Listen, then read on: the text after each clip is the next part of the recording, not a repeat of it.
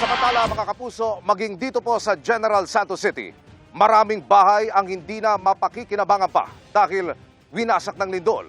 Sa isang subdivision nga dito pa rin sa Gensan, pansamantalang tumutuloy sa bakanting lote ang mga residente.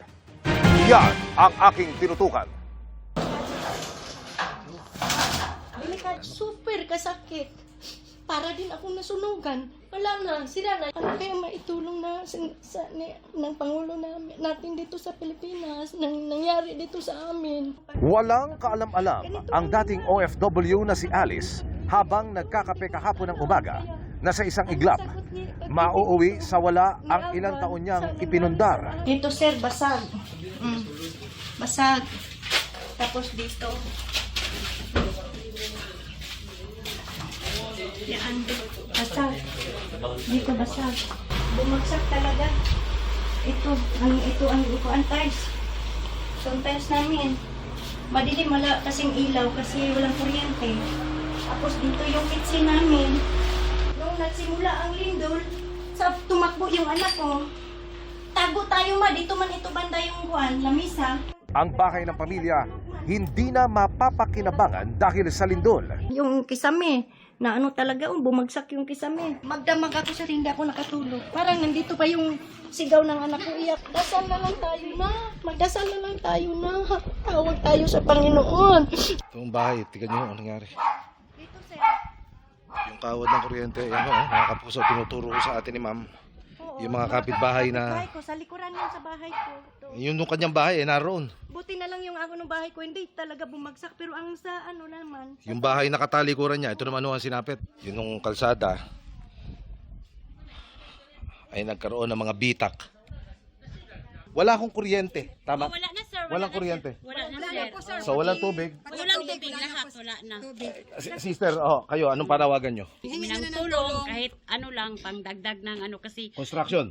Oo. Nakakadurog puso sa isang pamilya pa lamang, lalo pag namasdan ninyo ang hilera ng mga bahay at lupang napuruhan ng pagyanig dito sa Agan Metro Subdivision sa Barangay Lagao sa General Santos City.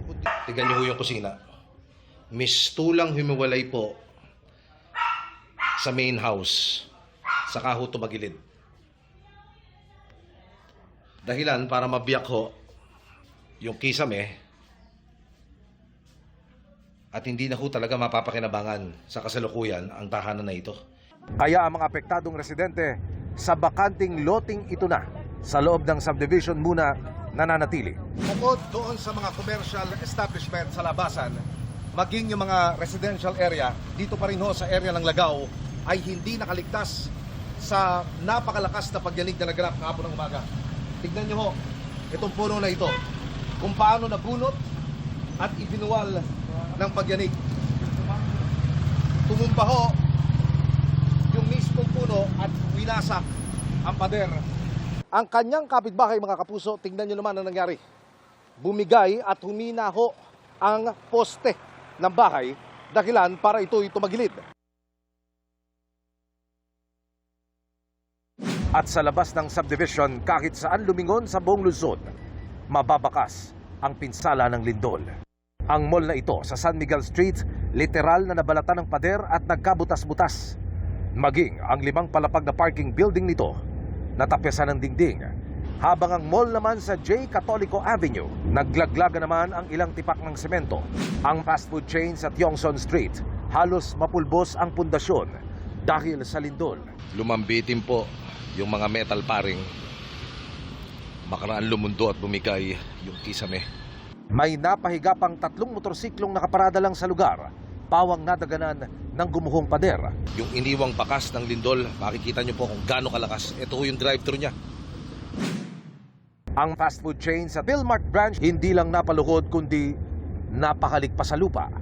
Inabutan namin ang ilang kinatawan ng Bureau of Fire Protection na nag-iikot sa mga napinsalang gusali sa lungsod. So narito po ang tropa ngayon ng Bureau of Fire Protection para magsagawa ng tinatawag na mapping up operation. Kanina pa ho sila nag-iikot dun ho sa mga structure na talagang severely damaged ng napakalakas na lindol. Ininspeksyon ng napadapang gusali ng Notre Dame of Dadiangas University Integrated Basic Education Department. Natroma ang 48 anyos na gwardyang naka-duty sa eskwelahan kahapon. Yan kasi ako naman sa table. Opo, ma'am. Yung paglakas niya, so tumakbo ako doon, pag-gate na green. So, di man makaya na doon ang talaga mag-stay. So, doon akong lumabas yan sa gate. Itong gate na ito? Yes. Dapat ko ako pupunta dito. Mga teacher ko nakalabas na doon. Ano hong naramdaman ninyo na kayo'y makaligtas mula sa tiyak na kapamakan? Ito po yung nararamdaman ko po. Nervous ko naman po ako sa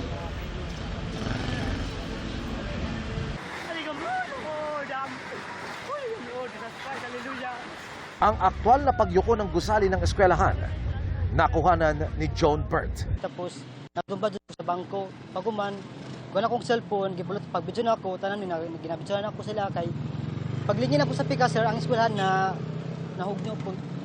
Nakahilak po ko kahapon sir sa paghugno sa eskwelahan sir kay nakasyagit ko nga ang eskwelahan nahugno na kay ang mga teachers sa mga nasa sulod o mga security guard pero nakadagan sila kahapon.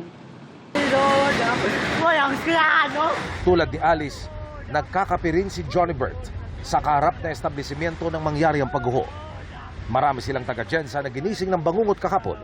Pero ang pag-asa nila sa bawat bagong umagay, bibigyan sila ng pagkakataong makabangon.